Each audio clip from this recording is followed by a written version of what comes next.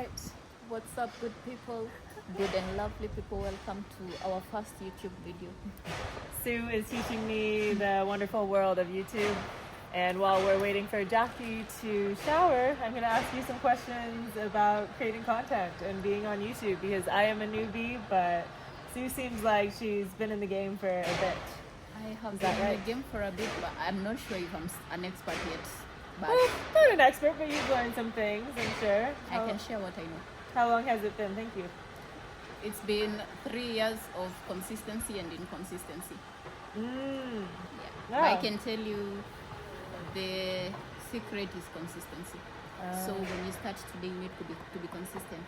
Okay. Can we be accountability buddies? Oh yeah. Yeah. Oh please. Yeah. Oh, amazing. Do you have, how did you get started originally? I have so many questions. So I wanted to travel, and back then I used to work a 9 to 5, and my job is these jobs that you have to do in the back office. So there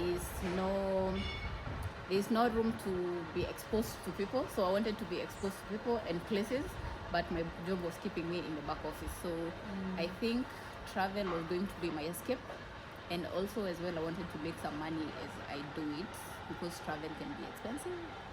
Yeah, and I think that's where everything came from. Oh, that's beautiful. Yeah, you definitely don't belong in a back office. I feel like, you belong out in the world, on the street, in the sky. You think so? I think so. Okay. I think so. Yeah, me too. I think so. And what has been like the most challenging part of it all? Did you start it by yourself? Do you have any partners or collaborators? I started it by myself, and then since I didn't know anything, I went looking for people online, like who are doing what I wanted to do. So I met so many Kenyans, and actually I met many YouTubers from different countries who are in the travel space. So kind of I've been learning from them and learning from my own work and my mistakes. Yeah. Oh, that's awesome. Was it through meetups, or like how did you find these other Kenyan YouTubers, or just reaching out to them, like finding them on YouTube? Yeah, the funny thing is I used to go to people's videos and comment, and then somehow maybe find them on Instagram, or when I comment and I am content creator and they are also small content creators, somehow we just used to follow each other. So some people actually found me through my videos, and I found some people through their videos. And live streaming. I used to go to people's live streams. You know, on live streams you can chat people, so you can actually communicate. You can communicate to them and they communicate back. So mostly live streams. That's how I met most people. Okay. Yeah, so you do, this is interesting to hear too, because not only is like creating the content itself, putting yourself out there in new ways, but even like meeting community of other creators, you're putting yourself out there again. So it takes, like, did you ever see yourself growing up, like putting yourself out there in that way? Never. Actually, let me tell you how my story started. I wanted to start a blog. I actually had a blog, and then it was so hard to get traffic to my blog. So I was like, I'm very shy, but I want to see real-time engagement with my content. And then I thought YouTube. I was like, I'm so shy. How am I going to be on YouTube? How am I going to be on camera? But yeah, I did my first video, my second video, and somehow it got me to here, where I can be on camera kind of comfortably without feeling awkward.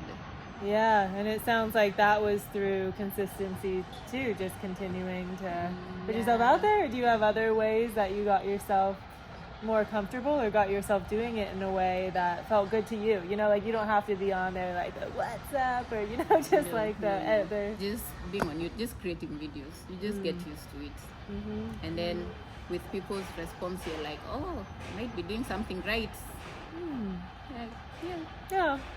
That's awesome. Yeah, that's awesome.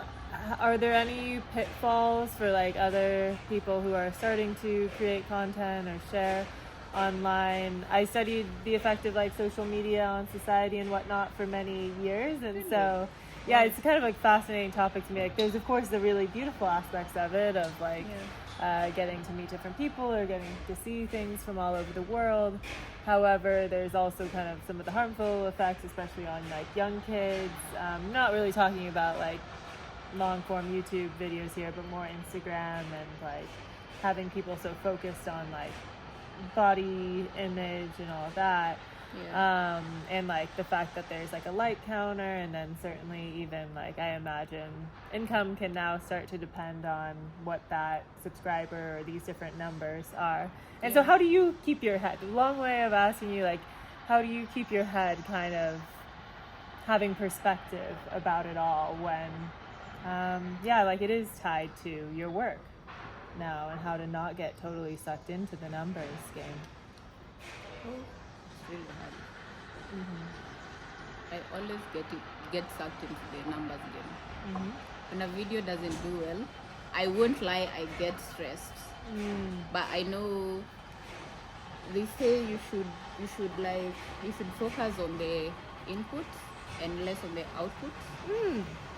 So from me, I would say yes, get focused more on the input, because it will keep you going even when you're not motivated, or even when your videos are not doing well. But then sometimes I also think it's good to look at the numbers, because it gives you information on, it gives you data on who is watching, what people want to watch, what you're doing right, what you're doing wrong. Although on the other side, I also think getting focused on the input means you know what you want, you know what you want to be putting out, and so it keeps you focused on your goal rather than focusing on the output, because focusing on the output makes you focus more on what people want rather than what you should be putting out. But then at the same time, you're putting out for people to watch, right? Right. So you're not just putting it out there for yourself. So I don't know, I'm still trying to keep that balance. And we can keep each other accountable for that balance too, because that's such a great point too, that it's not just an outer game, but it's also not just an inner game, and how to balance and synergize the two. Understand that probably some of what's going to resonate with other people is what you authentically want to share, but also being open to see like how are things really landing and kind of adjusting somewhat. But I imagine like in the early days, did you kind of just let yourself do what felt good, and then like once you built an audience start to adjust? Actually, in the early days I used to be all over the place. I used to do what people were doing. I used to do what my fellow creators were doing. When I see them creating this, I have tried a lot of things. I've tried a lot of things. I've even done live streaming myself. I started joining people's live streams, and I was like, maybe, especially when I was looking for watch time. There's a certain amount of watch time that you need for you to get monetized. So when I was looking for watch time, I would see most of the creators, they used to do live streams for them to get watch time. And so I also got into live streaming. I did the live streams. It seems very courageous too. Did you do it on YouTube, on Instagram? Yes, on YouTube, because I wanted to get monetized on YouTube. Okay. Because she shared with me today that for Kenyans, you can only get monetized on YouTube. Is that right? Or not TikTok or Instagram? Yeah, as at the moment. Most people who are very active on Instagram and TikTok, they do, I think it's for the brand deals. For the connections, and interacting with your followers, but not for the monetization, and for the traffic, like bringing traffic from Instagram and TikTok to your YouTube. Gotcha. And has there been anything unexpected that has come up, like as a result of starting your content creation journey, that you had no idea was like part of the job, or no idea that it would bring you into some sort of inner realizations about yourself or life?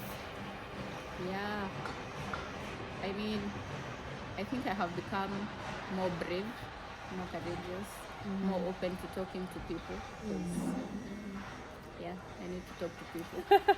Yeah, do you usually just like, do you have a certain day that you're like, okay, today is my like filming day? Do you just kind of have to stay open whenever? Yeah, I do have days to shoot, and I do have days to do my editing. I do have days where I don't feel like talking to the camera at all. Yeah. But I mean, I do it anyway. But once I start, the momentum just comes. Yeah, but I have those days. Was that your question? I think so. I don't really remember exactly what my question was, but that's interesting to hear too, because it is a totally different muscle, I feel like, to get into recording yourself. And cool. Yeah, maybe the final note I'll just share is I think it is really something, since I studied the effect of like social media on society for so long, or can also Can I help you? Yeah, my arm's starting to hurt. Thank you. Good thing I went to the climbing gym this week.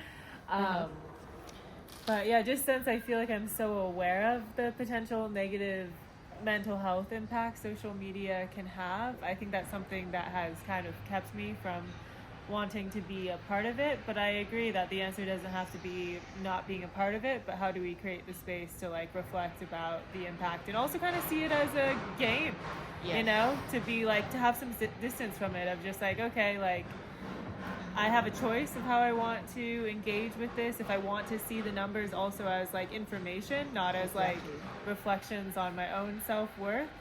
And it does feel like an interesting journey to embark on as well, of being willing to like put yourself out there.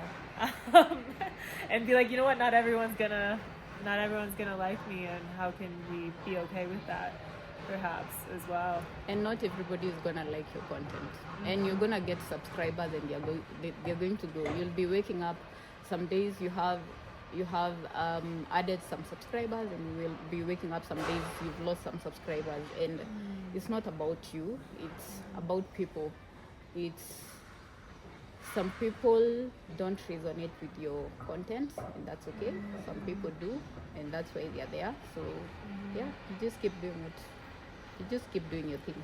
So yeah, not letting either of those little waves completely steer your own ship as well. At the end of the day, I like to think of it as it's not about you, it's about the information you're giving. Unless you're doing lifestyle content, you know, like these people who do lifestyle, like the content is about your life. Now that's a different case. Then it's personal. Then it's personal. Then It's all totally about you. you. It's all about you. The negative comments, they are about you. But yeah. But even so, I feel like, thinking about what you're saying about losing subscribers, I feel like some people actively go through their subscriber list and like remove people, where, you know, are more strict about who they stay subscribed to, whereas others, like, I can't remember the last time I've like actively really unsubscribed. So like sometimes it's like data, and then other times it's just like, oh, maybe they're just someone who doesn't follow a lot of people, or they deleted their account. And sometimes it's YouTube that removes some inactive accounts, or accounts that look like they're bots. You know.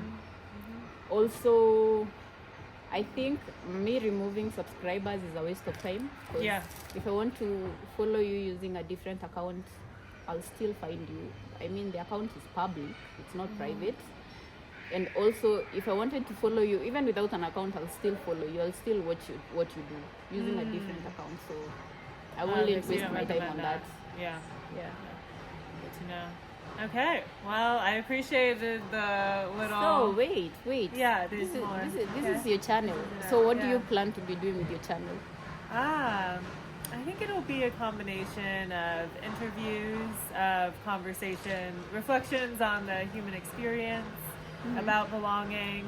I'll be traveling for the next year, starting in Africa, going to Asia, perhaps other parts of the world. And my belonging framework that I do, it's this like global exploration of belonging that I'm embarking on for this year. But we use a framework that we start with our relationship with self, and then we go to relationship with others and relationship with world. And so exploring at all three of those levels what belonging means to different people, to different cultures. And so I'm doing that exploration seasonally. So winter kicks off with relationship with self. So that's what we'll talk more, me and you and Jackie, about what your relationship with self, kind of what that looks like and what your definition of belonging is and all the different factors that impact that. And then spring, once we land in Thailand, we'll be talking, I know it's a lot on the arm. I know. I'm actually supporting my arm with... Yeah, I do too. Yeah. Spring, we'll talk into our relationship with others and how our interpersonal relationships play into our sense of belonging. And then summer, which I'm not exactly sure where I'll be. I might be in Portugal. I don't really know. That'll be our relationship with world in the sense of our belonging. Be that our relationship with the greater systems, our community, groups of people. And then fall will be a time to integrate. I think I'll be in South America, but not sure. So your channel is more focused on people and conversations. People conversations, but also I am a yoga and meditation teacher, and You are? yeah, Oh, you yeah. did I was say also that. thinking it could be nice to share a meditation with you and Jackie, and I Yes, also have please. more. Yeah, We you actually need a have- meditation. Why didn't you tell us? We Oh. have mats over there. Oh yeah, it could have is a started the great day garden. with Well, there's still time. That's awesome. But you won't come back. Yeah, so I also hope to, because that's also a way that like I have found like belonging within myself is creating that space to kind of get quiet, reflect, tap into my own inner world, get That's quiet. beautiful. And so yeah, sharing guided meditations will also be something here on the YouTube. So yeah, you're right, I should be doing other YouTube content because there will for sure be like the meditations and whatnot on YouTube. But yeah, trying to have fun, trying to experiment, and trying to also stay reflective and honest along the way of what the journey is like about creating content and sharing life in person and online. So Okay, we cannot wait to see what you have for us. and we'll share Jackie's. Sorry, not Jackie's. We'll share Sue's link. My channel. Yeah. My channel is about travel. So you guys can rush over there. My channel name is It's Sue. You can rush over there and see what I have been doing and as well support me. Okay. Yeah. We keep mentioning Jackie. Jackie is a friend of ours. She has gone to shower. So She has taken longer than her allotted 5 minutes, but we will forgive her. Yeah. All right. Okay. Goodbye. Bye.